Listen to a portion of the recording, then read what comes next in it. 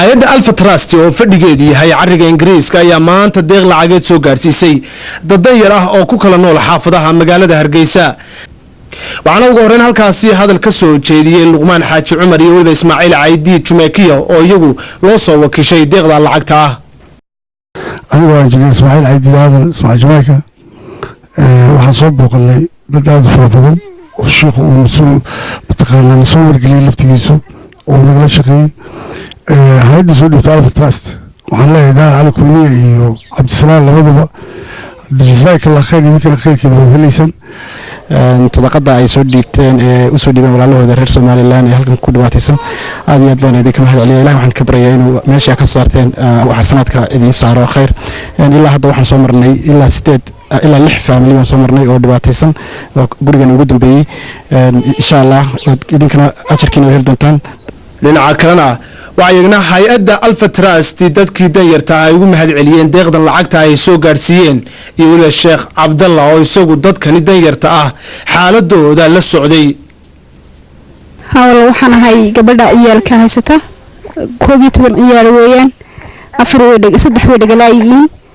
inta kalena waxa weeyaan maxay heedo iska dhaga qabaan laakiin waa wada ay agoon inshallah khayr waan arkaynaa inaan noo timaadeen si quruxda badan leh sharafta badan leh guriga dhexdooda noogu timaadeen mahadsantiin walaalo aad iyo aad hay'adda Alpha Trust baa noogu timiday guriga dhexdoodii annagoo iska dhex fadhina oo si qurux badan fadhina ma sha Allah tabarakallah barakallahu fiikum waan deeyn fara badan idin diga imsa xansan sintaan leeg ilaa waxaan sinay way xanuunsanaysaa imka waxa bugtay ilaa 10 sanadood weeyaan xanuunkeegu iyadoo yaroo ilaa waxa la helay maxay ahayd 4 bilooda markaas aasay dhulka u taala anoo rogo mooyaan isma rogayso walaahi caafimaadkeega kala iska liitaa cuntada wax jilicsan mooyaan wax burburan ma qaadan karto maxay ahayd saxara iyo kaaditoon iska hagaajinayso dad yarana waan nahay dad maxay ahayd dhakhtar geyn kareen ma nidin dalka dhexdiisa waxba looguma qaban karo dhakhtar dibadeed mooyaane marka waxaan dhakhtar dibadeed ku geynana ma hayno waxaan ka codsanaynaa maxay ahayd adduunweynaha waxaan ka codsanaynaa cid wax nala qaban karta inaan taayarina naloo caawiyo dhakhtar dibadeed sidii loo geyn lahaa waxaan aad ugu mahadnaqayaa walaaladayda soo booqday ee dadkan dayarta soo booqday ee ugu yimid halkan kulay duruuftooda la ceeshay waayo ayaamkii ciid oo ayaamkii u dambeysay hadalada camalka khayrka ah oo dalay laba laabmay marka kulay walaaladay horta aad baan ugu mahadnaqayaa ma aha goobtan qorata ma soo sinin goob fara badan bay soo mareen oo kulay xaaladooda aad ka yaabi doontaan oo aragteen xaaladooda sidee tahay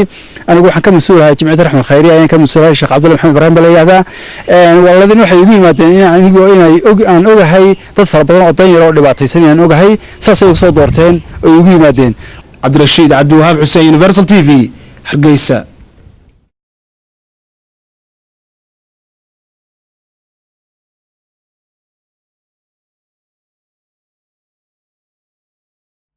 TV-ga Universal ayaa isku dayay inuu booqdo kaamka barakaca ee gabadha xanuunsanaysa ay ku nooshahay waxaana halkaasi aan kula kulannay Suuban Aadan Isaaq oo ah hooyada dhashay gabadha xanuunsanaysa. eelba ku soo dhalay eelba saas ku soo naqatay idoo laba jir tahay garow la imaaday garow daawadi lagu sii unna waadan yareen waxna ma haysanin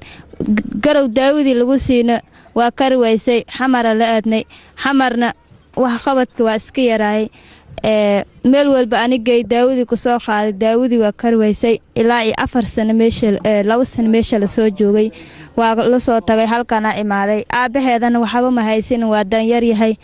gudoomiyaha hay-adda Alpha Trust Daahir Cali Kulmiye oo ku sugan magaalada London ee dalka Ingiriiska ayaa deeq lacageed u soo diray qoyska gabadhan xanuunsanaysa waxaana hay-adda Alpha Trust ay ballan qaaday inay bixin doonto guud ahaanba dhaqaalaha ku bixi doona haddii ay suuragal noqoto in gudaha dalka qalin loogu sameeyo gabadha xanuunsanaysa.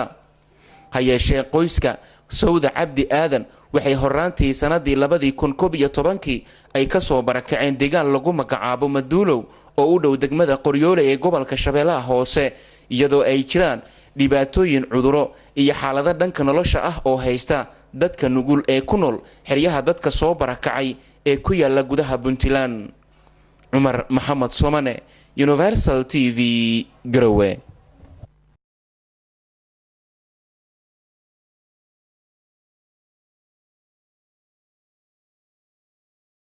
deeqda lacageed oo ka timid hay'adda Alpha Trust oo ka shaqeysa caawinaadda dadka danta yar iyo kuwa lixaadkoodu aan dhamaystirneen ee ku nool gudaha dalka Soomaaliya ayaa waxa la soo gaarsiiyay qayb ka mid ah dadka nugul ee caawinaadda degdega u baahan kuwaasi oo ku nool magaalada Garowe ee xarunta Puntland. maxamed axmed warsame oo haysta wiil yar oo xaaladiisa caafimaad wax looga qaban waayay gudaha dalka Soomaaliya ayaa aad ugu mahadceliyay madaxda hay'adda Alpha Trust oo deeqda lacageed soo gaarsiisay waxaana uu sheegay in dhibaatada ugu weyn ee xilligan haysata ay tahay kirada guryaha oo laga saaro sabab la xiriira caafimaadka wiilkiisa. deeqdaasna waa ii timi aad ayaan uga mahadcelinayaa mar labaad waxaan ka codsanayaa hay'adda Alpha Trust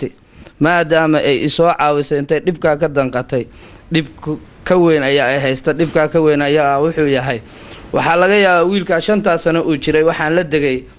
100 guri oo Garowe ka mid ah oo kira ah sabab kasta oo guri kasta la iga saarayna waxa weeye sababtiisa caafimaadkiisana Ilaahay baa haya xilligu gaarayna ma garanayo maadaama xaaladiisu sida daanjarka ay tahay waxaan ka codsanayaa hay'adda Alpha Trust